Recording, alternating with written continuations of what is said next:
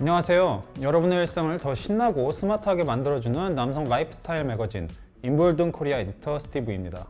오늘은 작년 말 크라우드 펀딩 사이트에서 가성비 노이즈 캔슬링 헤드폰으로 뜨거운 반응을 일으켰던 제품이죠.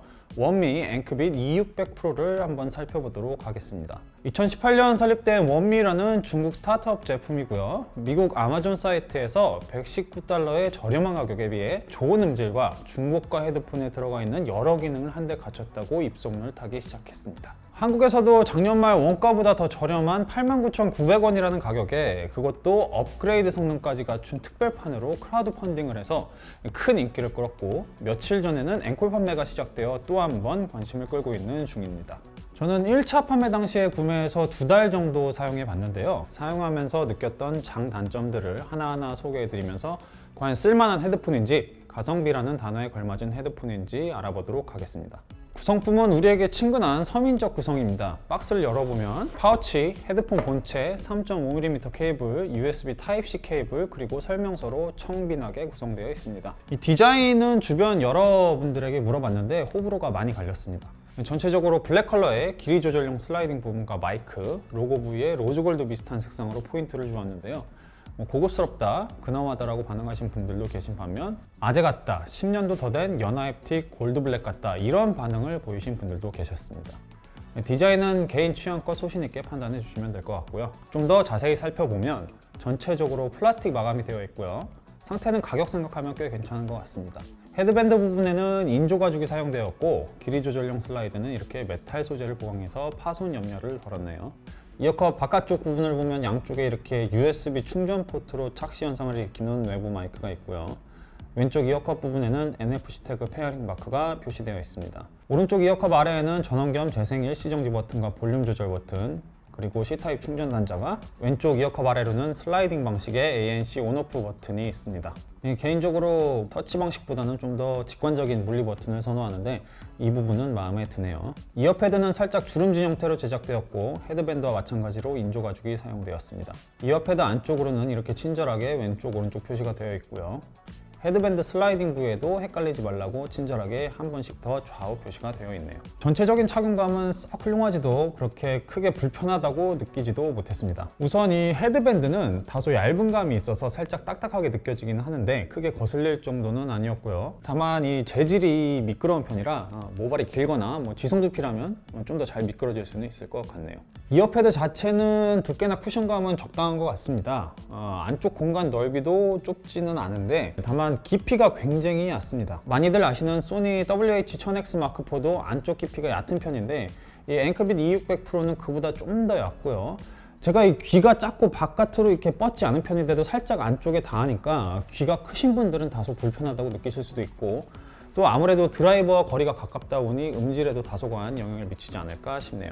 전반적인 착용감도 조금 애매했습니다. 무게는 268g 정도로 준수한 편인데 막상 썼을 때 체감되는 무게감은 조금 있었고요. 또 제가 국모 60% 썼던 큰 머리라 그런지 모르겠지만 압박감도 조금 있었습니다. 안경을 끼고도 착용해봤는데 안 꼈을 때와 그렇게 큰 차이는 없었던 것 같아요. 그리고 이렇게 사용하시는 분이 많지는 않을 건데요. 볼륨이 80% 정도로 올라가기 시작하면 이 이어컵 주변에 굉장히 많이 울립니다. 귀 안쪽에서 이렇게 둥둥 울리는 그런 느낌이 아니라 진짜 뼈와 살의 진동이 옵니다. 착용했을 때 귀 뒤쪽과 아래쪽이 살짝 뜬다는 느낌이 있는데 여기를 누르고 들으면 진동이 확실히 덜 느껴지고요. 이어패드 내부 공간이나 이어컵과 헤드밴드와의 각도 같은 구조상 문제 때문에 진동 흡수와 차음력이 떨어지지 않을까 추측해 보고요. 그래서 전체적으로 다른 저가형 헤드폰이나 번들로 제공되는 헤드폰들 같이 파괴적이고 야만적인 착용감은 아닌데 그래도 장시간 편하게 사용하기에는 다소의 부족함이 있지 않나 싶네요.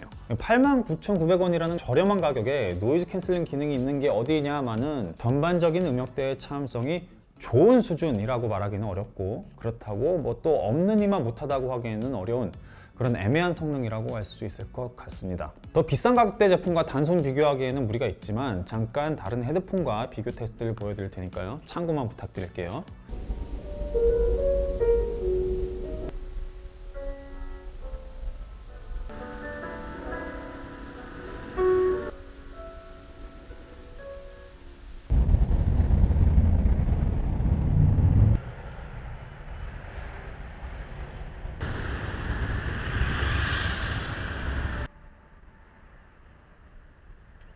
하이트 노이즈는 꽤 있는 편이고요. 특이한 거는 처음에는 제 업무 스트레스로 인한 환청인 줄 알았는데 가끔 고주파로 윙하고 기계 돌아가는 소리가 미세하게 들립니다. 제가 화이트 노이즈에 크게 민감한 편이 아닌데도 이런 부분은 꽤 거슬렸다고 말씀드릴 수 있을 것 같네요. 다만 기기와 페어링을 하지 않고도 노이즈 캔슬링 기능만 단독으로 사용할 수 있는 점은 좋은데요. 보시듯이 이 페어링 전원이 꺼져 있는 상태에서도 노이즈 캔슬링 버튼에 불이 들어오죠.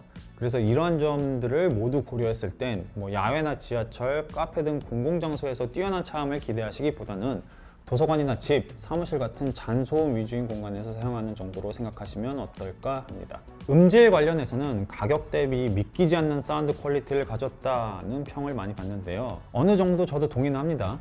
다만 10만 원대 제품 중에서 확실히 좋다, 딱 거기까지인 것 같습니다. 해상력은 전 음역대에서 괜찮은 수준인데 디테일한 소리, 예컨대 다른 사운드 뒤에서 굉장히 옅게 깔리는 드럼 심벌 소리라든지 기타 코드 바꾸거나 슬라이딩 할 때 끽하고 나는 소리 있잖아요.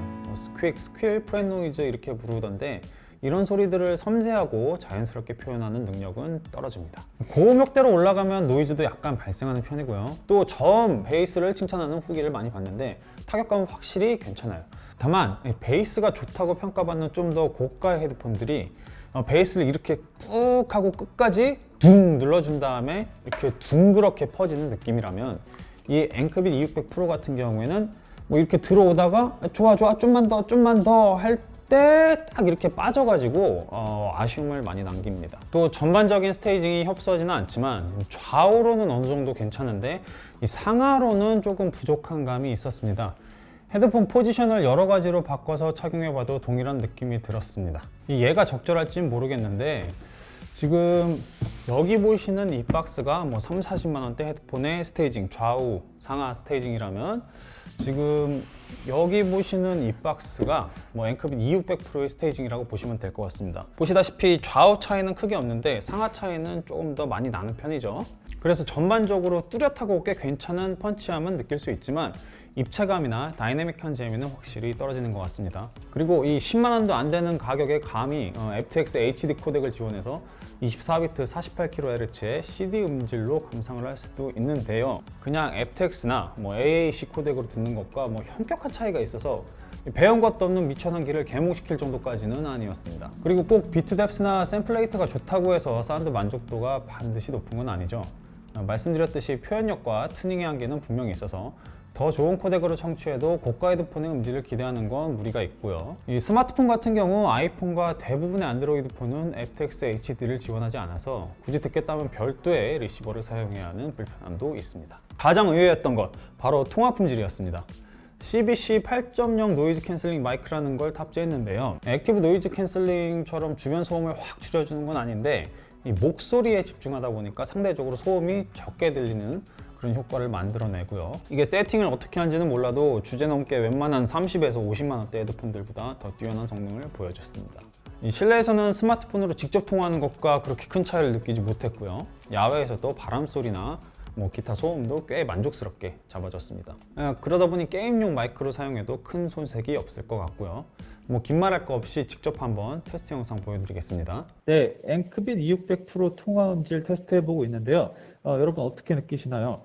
저는 목소리가 굉장히 자연스럽고 직접 스마트폰으로 통화하는 것과 큰 차이를 못 느꼈었는데 여러분께서도 한번 판단해 보시기 바랍니다. 네, 이번에는 QC45 통화를 한번 해보고 있는데요. 어떻게 차이점이 느껴지시나요?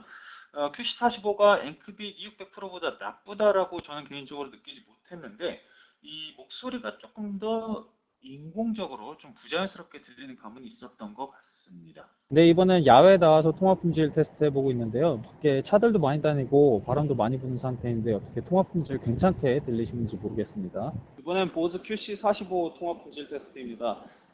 앵크빗 2600 프로와 비교해서 어떻게 들리시는지 모르겠네요. 지금 소음 정도는 앵크빗 프로 테스트할 때와 비슷하고요. 여러분께서 한번 판단해 보시기 바라겠습니다. 마지막으로 편의 기능 살펴보도록 하겠습니다. 이 페어링은 보시는 것처럼 NFC 태그로 아주 간편하고 빠르게 할 수 있고요. 또 전원 및 재생, 일시정지 버튼을 누르면 구글 어시스턴트 호출도 사용할 수 있습니다. 배터리 용량도 최대 68시간으로 웬만한 헤드폰들은 명암도 못 내밀 정도로 훌륭하고요. 항시 블루투스 연결을 유지하고 액티브 노이즈 캔슬링을 켜놓은 상태에서도 30시간 정도는 충분히 사용 가능했던 것 같습니다. 8개 기기와의 페어링을 기억하고 2대 기기에 동시에 연결을 유지하는 멀티 포인트 기능도 지원합니다. 그리고 한국에서 출시된 제품에만 특별히 들어간 저지연 aptX LL 코덱 40ms/s의 낮은 지연율을 제공하는데, 이것도 연결기기가 aptX LL을 지원하거나 별도의 리시버를 사용해야 사용이 가능합니다. 저는 aptX LL 없이도 뭐 영상을 감상하거나 캐주얼한 게임을 즐기는데 크게 불편함은 못 느꼈어요. 하지만 aptX LL 코덱을 사용해 보니까 즉각적인 싱크를 필요로 하는 FPS 게임이라든지 사플 게임 혹은 동영상 감상을 할 때 확실히 지연율이 줄어드는 게 체감이 됐고요. 다만 아주 미세하게나마 직결을 했을 때와는 차이가 있으니 학교 성적은 양보해도 사플 게임 랭킹은 양보 못하는 선택적 승부욕을 가지신 분들, 퇴근 시간 밀리는 건 참아도 싱크 밀리는 건 못 참으시는 분들께는 직결해서 사용하시는 걸 추천드립니다. 어느 정도 차이인지 잠깐 보시면서 영상 마무리해 보도록 하겠습니다.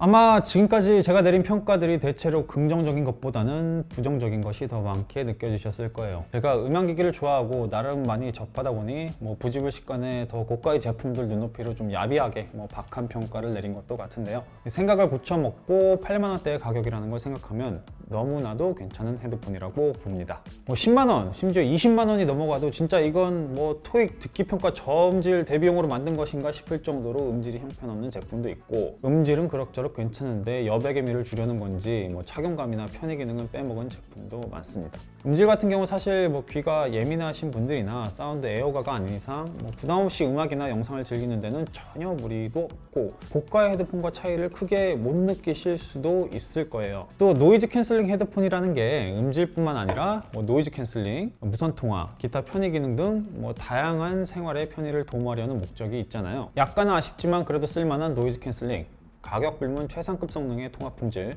준수한 착용감, 저지연 코덱, 게이밍 헤드셋으로서의 가능성, 짱짱한 배터리 수명 등등 일상생활에서의 필요를 만족시켜주는 데는 전혀 모자람이 없는 헤드폰이라고 생각합니다. 사실 이 가격대 제품 중에서 대안이라고 할 만한 게 거의 없어요. 당장 떠오르는 건 앵커 사운드코어 라이프 Q35 정도밖에 없는 것 같네요. 입문자용 헤드폰, 부담 없이 두루두루 유용하게 사용하실 헤드폰을 찾으시는 분들께 적극 추천드립니다. 3월 16일까지 와땡땡에서 크라우드 펀딩을 진행하니까요. 관심 있는 분들은 참고하시기 바랍니다.